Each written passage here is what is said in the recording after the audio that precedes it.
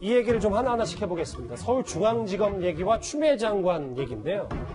자, 그럼 이제 검찰 고위직의 빈자리를 채운 면면들을 한번 살펴볼까요? 핵심 요직 두 개는 바로 이겁니다. 서울중앙지검장과 법무부 검찰국장입니다. 문재인 정부와 인연이 꽤 깊은 검사들이 그 자리를 채웠다는 평가가 많습니다. 추미애 장관이 마지막으로 윤석열 사단을 만났을 때 화면부터 먼저 만나보고 오겠습니다. 밖에서 알을 깨려고 하는 사람은 누구겠습니까? 바로 국민입니다. 그리고 안에서 알껍질을 깨고 나오려는 사람은 누구입니까? 검찰 조직이 아니라 개개의 검사들이고 법무부 조직이 아니라 개개의 법무 가족입니다. 이제 박수 치셨으니까 약속하신 거죠? 당시에 이제 배성범 서울중앙지검장도 저 자리에 참석을 했었었는데 신임 서울중앙지검장이 이성윤 지검장이 됐는데 이 인물 간의 구성을 보면 정태현 변호사님 어떻습니까? 이런 인사가 과거에도 있었는지 혹은 서울중앙지검장과의 앞으로 이 수사협력이 어떻게 될 건지 이것도 참 궁금합니다. 이전도 뭐 서울중앙검사장에 대한 서울지검장하고 이제 총장하고 동기인 경우는 있습니다. 뭐 선배인 경우는 없지만 그래서 그것이 뭐 아주 이치롭지는 않지만 두 사람 사이를 이렇게 비교를 해보면 이성윤 신임 중앙검사 같은 경우는 노무현 정부 때 특감반장을 했고 특히 지난번 윤석열 총장 팀이 조국 전 장관 수사를 할 때 검찰국장으로서 윤석열 총장을 배제한 그런 특별 그런 수사팀을 만들자고 이렇게 제안을 한 사람으로 알려져 있거든요. 맞아요. 그래서 그런 점으로 볼 때 윤석열 총장과 이성윤 새 서울중앙검사장 간에 어느 정도의 갈등이나 반복이 있을 가능성이 있어 보입니다. 다만 윤석열 총장의 의지가 강하고 또 아까 김태현 변호사가 말씀하신 것처럼 기왕에 수사가 진행된 걸 덮을 수는 없거든요. 덮게 되면 직무유기로 검사들이 처벌받습니다. 그래서 기왕 진행되고 있는 것이기 때문에 이성윤 중앙검사장이 아무리 남들이 보기에 친정부적이고 그렇게 보인다 하더라도 기본적으로 검사고 만약에 그런 임무에 위배되면 본인도 처벌받을 위기에 있게 되기 때문에 어느 정도 갈등은 있으나 결국 가야 할 수사는 갈 것으로 보입니다. 역대 이렇게 검찰 인사에 우리가 관심을 가졌던 적이 있는지 모르겠고 특히 신임 서울중앙지검장에게 앞으로 쏟아질 이 조명과 집중 대단할 것 같아요. 그런데 과거에 한 보도를 보면 김태현 변호사님, 윤석열 총장이 이성윤 국장을 서울중앙지검장으로 안치를 했을 때 윤석열 총장이 온몸으로 거부했다는 얘기가 들립니다. 앞으로 수사가 정말 제목 그대로 걸림돌이 될 수도 있지는 않을까 뭐라는 얘기도 있었어요. 총장이랑 이제 중앙지검장 좀 충돌할 가능성을 배제할 수는 없는 거죠. 뭐 일단은 윤석열 총장은 일단 청와대에 본인이든 아니든 간에 어쨌든 자이든 타이든 반기를 든 셈이 되는 거고.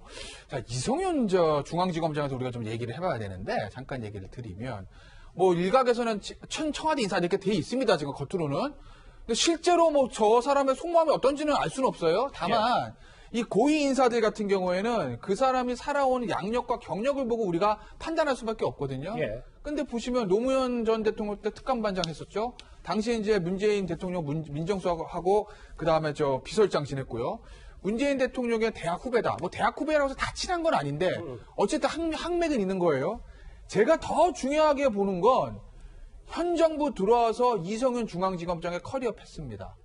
그러니까 이성윤 지검장이면 검사장까지 된 사람이니까 그 능력을 뭐 우리가 뭐라고 평가할 수 있는 건 아닌데 속된 말로 박근혜 전 정부 시절까지만 해도 아주 초일류로 나가도 초에이스 자리만 갔던 사람은 아니에요. 그러니까 속된 말로 한동훈 부장 같은 경우는 그냥 에이스의 길만 달려온 사람인데 이성윤 검사장은 그런 케이스는 아니거든요. 그런데요. 아까 뭐 인사표 잠깐 이종훈 중앙지검장 그 양력표에서 좀 보셨는 눈썰미 좋으신 분들 보셨겠지만 현 정부 들어와서 이성윤 검사장이 어딜 가냐면 대검 반부표장 지금 보시면 대검 반부표장 가죠. 법무부 검찰국장 가죠. 서울중앙지검장 가죠. 저게 뭐냐면요. 총장 빼고 검찰의 4대 요직 중에서 3개라는 거예요. 반부패부장 옛날 중수부장입니다. 맞네요. 법무부 검찰국장 서울중앙지검장 하나 더하면 이게 대검 공공형사부장이거든요. 현 정부 들어서 2년 반 만에 검찰의 4대 요직 중에서 3개를 딱딱딱딱 순서대로 갔다. 딱 순서대로. 그렇기 때문에 뭐 정치권에서 그렇게 얘기하잖아요. 공천 준 사람 말에 따라갈 수 없다. 관가에서도 나를 발탁해서 이렇게 끌어주는 사람에 반하는 일을 할 수 있을까? 쉽지 않다고 생각을 해보면 그렇기 때문에 이성윤 검찰 신임 중앙지검장이 아마 굉장히 청와대에 기울어지지 않을까라는 세간의 관측과 우려들이 좀 있는 거죠. 그 우려 중에 하나가 이동현 의원님 저 화면 네네. 같이 보실게요. 오늘 조직도 참 많이 나옵니다. 윤석열 총장 밑에 이제 신임 서울중앙지검장 13일자로 이제 부임할 이성윤 지검장인데 그런데 지금 조국 일가 비리 수사를 서울중앙지검에서 선거 개입 의혹도 하고 있으면 앞으로 뭐 임종석 전 비서실장 소환 같은 문제도 일부 언론에서는 이제 다소 꼬일 수 있다라는 관측도 있거든요. 그러니까 이번에 그 한동훈 검사가 이제 조국 일가 비리 수사를 담당하다가 떠났기 때문에 이제 후임이 어떻게 처리하는 문제인데 이거는 사실은 이제 기소가 됐기 때문에 앞으로 예. 이제 공소 유지하는 쪽이 더 이제 문제가 되겠죠. 근데 울산 하명 수사 사건 이 부분은 이제 막 수사가 본격적으로 청와대나 이런 부분을 향해서 시작되는 상황이기 때문에 굉장히 지금 어떻게 되냐가 중요한데 일단 박찬호 부장이 바뀌었습니다만 후임이 어떻게 되고 그다음에 밑에 부장검사가 어떻게 되고 실제로 수사하는 부부장검사나 검사들이 어떻게 되느냐 여기에 따라서 굉장히 중요한데 아마도 어쩔 수 없이 시간이 흐를 수 있고 그러다 보면은 4월 총선을 넘어갈 수도 있고 또 그 이후에 공수처가 들어서게 되면은 이 수사의 결말이 어떻게 될지 그건 아직 지금 예측하기 굉장히 힘든 상황이 될 것 같습니다. 윤석열 사단이 교체된 그 자리에 들어간 검사들의 면면을 살펴보고 있는데 핵심 요직 1 서울중앙지검을 살펴봤다면 그런데 검사장급 인사뿐만 아니라 실제로 수사를 진행하는 부장검사, 평검사 등의 면면도 중요합니다. 조만간 법무부는 중간 간부와 평검사 인사도 돼갈 예정인데요. 이 인사에서 가장 중요한 건 바로 핵심 요직 두 번째 법무부의 검찰국장입니다. 법무부 장관님, 어제 한 검사장급 이상의 인사에 대한 언론 보도들을 한번 보셨나요? 어떤 생각이 드십니까? 제가 인사를 함에 있어서는 전문성, 능력, 예. 또 그간의 성과 등을 고려해서 배치한 인사였습니다. 예. 첫 번째 서울중앙지검 짚었죠. 이제 두 번째 법무부 검찰국장이에요. 정태현 변호사의 법무부에도 계셨었을 때 이 검찰국장이 만약에 지금 현 정권과 만약에 좀 코드가 맞다. 뭐 예를 들어 이런 얘기가 나왔을 때 어떤 검찰 내 분위기가 생기는지 이걸 좀 짚어주실까요? 그러니까 검찰국장 기본적으로 인사와 예산을 다루는 거거든요. 근데 각 검사들 입장에서 보면은 자기 인사권자가 어떻게 보면 검찰국장을 볼 수도 있는 거예요. 그래서 검찰국장이 어떤 특정 검사의 운명을 좌지우지할 수도 있는 그런 위치에 있거든요. 그래서 굉장히 중요합니다. 특히 이제 법무부의 실국줄 중에서 검찰을 담당하는 검찰국장이거든요. 그러니까 검찰국장을 누구를 앉히냐 하면 항상 소위 실세들을 앉히는 거죠. 그래서 검찰국장이 챙기는 그 인사에 관한 그런 지분도 있는 것이고, 그런 점에서 이번 검찰 인사에서도 이성윤 중앙검사장이 종전 자리가 검찰국장이고, 요번에 새로 또 검찰국장으로 오는 사람이 예전에 또 대통령께서 비서실장 하실 때 그때 또 사정 비서관실에서 근무했던 사람이거든요. 그런 점에서 외부에서 볼 때는 이게 중앙검사장과 검찰국장을 통해서 윤 총장을 패싱한 것이 아니냐 뭐 이런 의심까지도 나오고 있는 것이 현실입니다. 그렇죠. 검찰국장이 그렇게 중요한 그렇습니다. 자리다. 김준혁 교수님 저하고 화면 같이 보실게요. 저희가 이번 주 화수 정도에는 추미애 장관과 청와대도 인사안을 갖고 좀 갈등이 있었다라고 했는데 지금 뚜껑을 열어보니까 그렇지는 않은 것 같고 그럼 청와대에서 인사안을 짠 사람들이 누구냐? 윤석열 사단을 누가 쳤냐라고 했을 때 이 두 인물이 거론되거든요. 네. 그러니까 저는 참 이게 난감한 상황인 것 같은데요.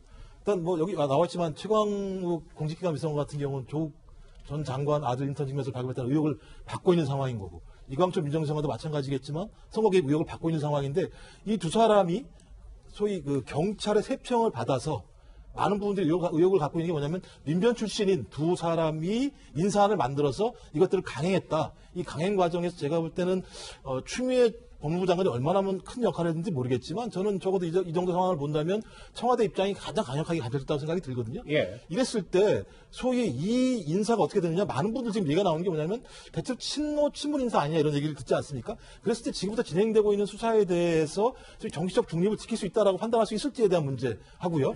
또 하나의 문제는 뭐냐면 예. 소위 이 지금 수사가 지금 세 가지가 진행되고 있는 거 아니겠습니까? 조국 전 장관부터 시작해서 유재수, 울산 함영 의혹 사건. 이게 만약 나중에 무혐의가 났을 때 국민이 이거 신뢰하겠습니까?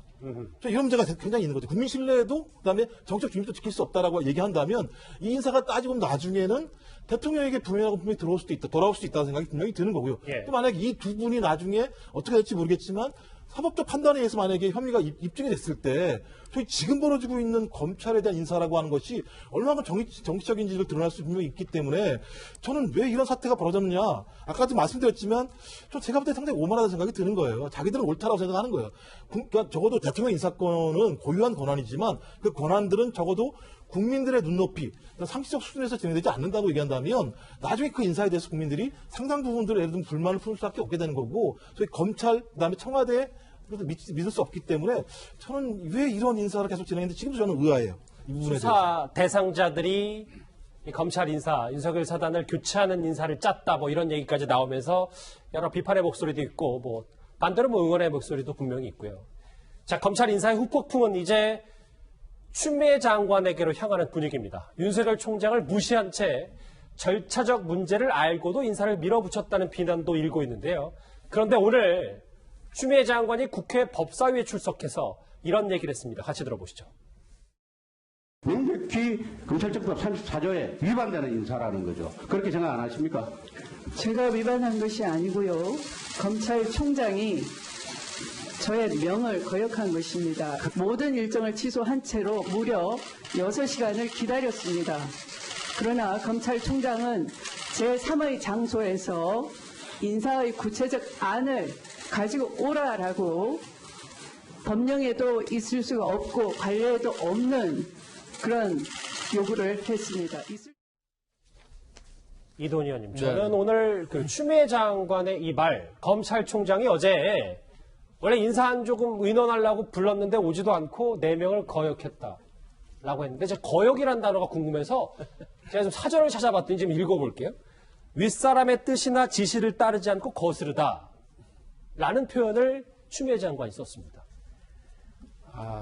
그러니까 추미애 장관이 임명됐을 때 형조 판사가 임명됐다고 어떤 칼럼에서 썼는데 추미애 장관 입장에서 보면은 이번 인사에 대해서 할 말은 있겠습니다만 지금 야당뿐만 아니라 여당에서도 이 인사의 문제점에 대해서 굉장히 많은 사람들이 지적하지 않습니까?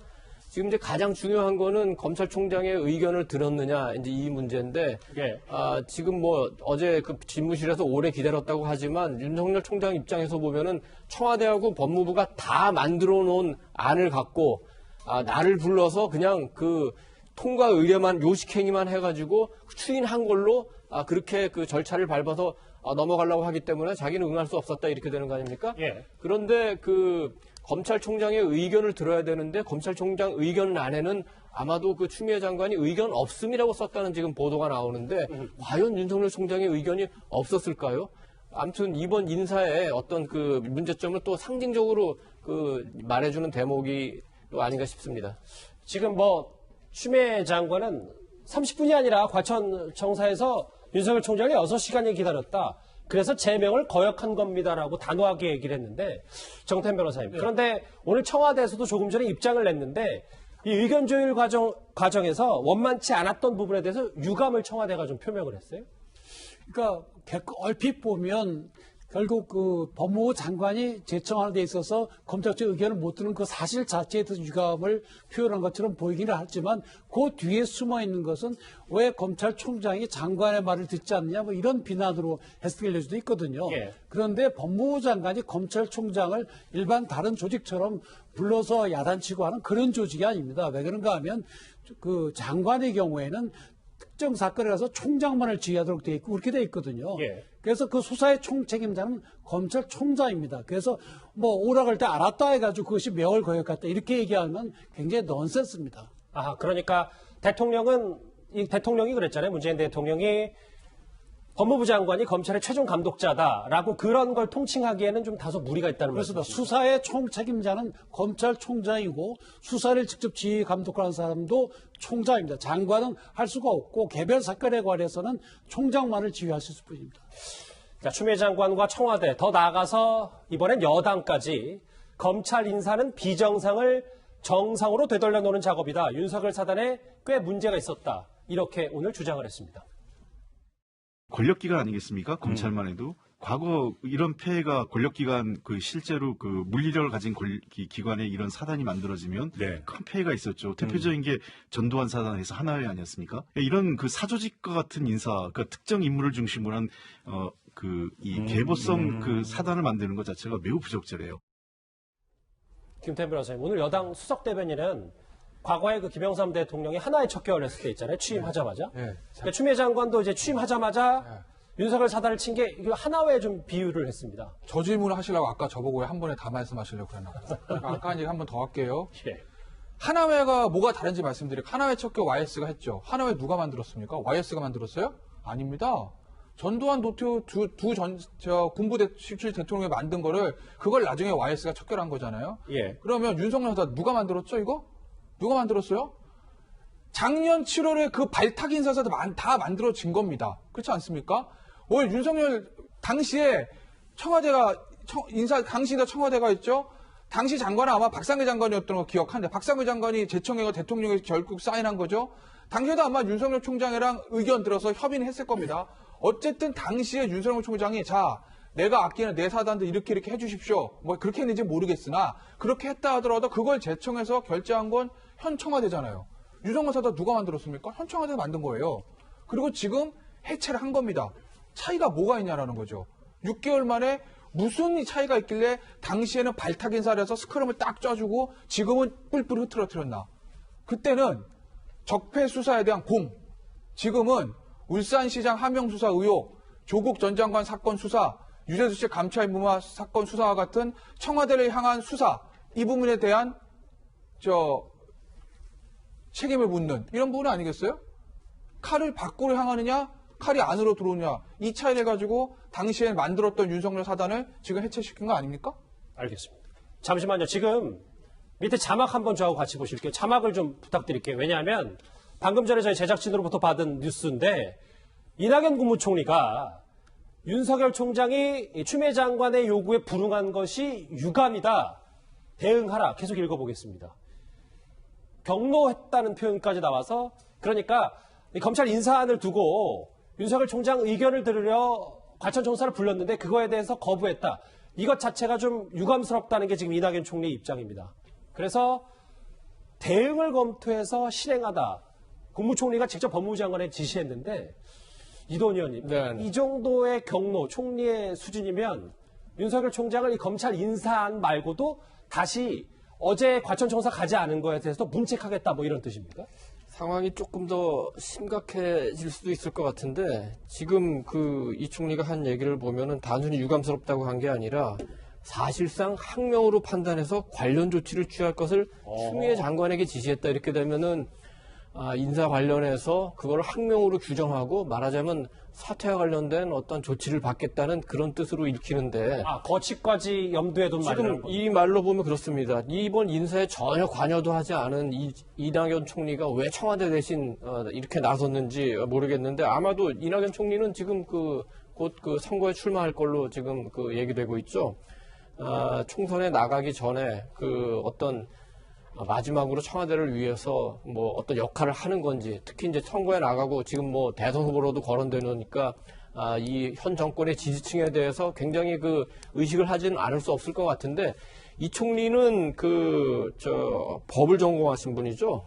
그러니까 이 총리 본인의 양심과 법을 전공한 지식으로서 한번 스스로 어떻게 판단하시는지 궁금합니다. 윤석열 총장과 추미애 장관 그리고 청와대 어느 쪽이 더 유감스러운 행위를 어제 했는지 다시 한번 판단해 보시기를 한번 말씀드리고 싶습니다. 이 검찰 인사에 대해서 후폭풍이 꽤 크고 뭐 논란도 많습니다만 어제 정확히 7시 30분에 검찰 인사가 나왔으니까 만 하루 만에 정부에서도 지금 입장을 낸 건데 정태현 변호사님.